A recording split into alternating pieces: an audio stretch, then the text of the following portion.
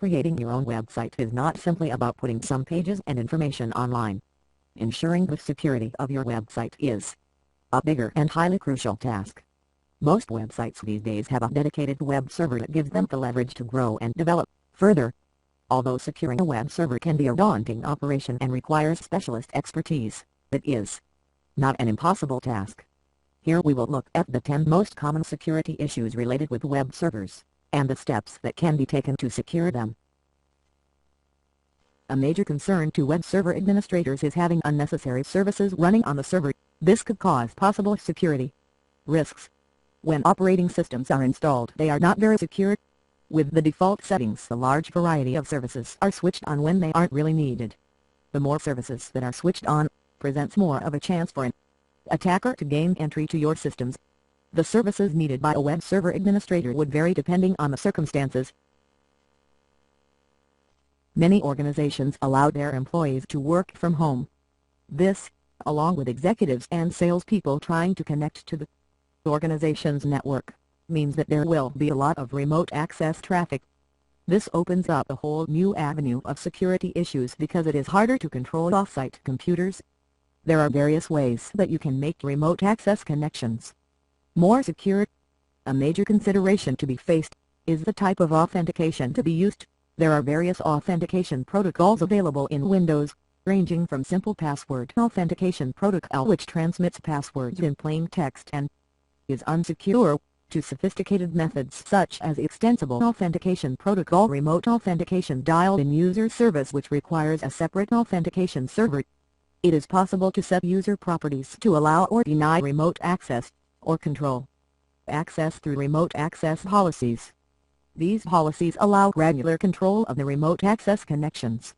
The remote access connections can also be encrypted, which increases the security of the data being transmitted. There are various types of encryption that can be used, and these include Microsoft point-to-point encryption with challenge handshake authentication protocol. This is called link encryption, because the data is encrypted only between the routers connecting the two networks. pptx, which encrypts the data all the way from the sending computer to the destination computer. This is called end-to-end encryption. There are various ways that server-side scripting can affect the security of the web server. These include cross-site scripting, which is a security vulnerability, and can adversely affect the security of the web server. Cross-site scripting can usually be found in web applications and allows malicious attackers to inject client-side scripts into the web pages viewed by others. This type of attack can allow the attacker to bypass access controls and gain elevated access privileges to session cookies, sensitive page content, and a variety of other information. Another security vulnerability relating to server-side scripting is SQL injection, also sometimes known as SQL insertion attacks. SQL injection is a technique that injects malicious code into the database layer of an application. It is part of a class of vulnerabilities that can occur whenever one programming or scripting language is embedded inside another.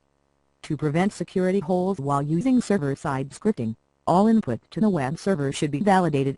Some of the issues associated with non-validated input include data integrity can be compromised, cookies can be set and read, user input can be intercepted, malicious scripts can be executed by the client in the context of the trusted source. This issue affects dynamic page creation based on input that was not validated.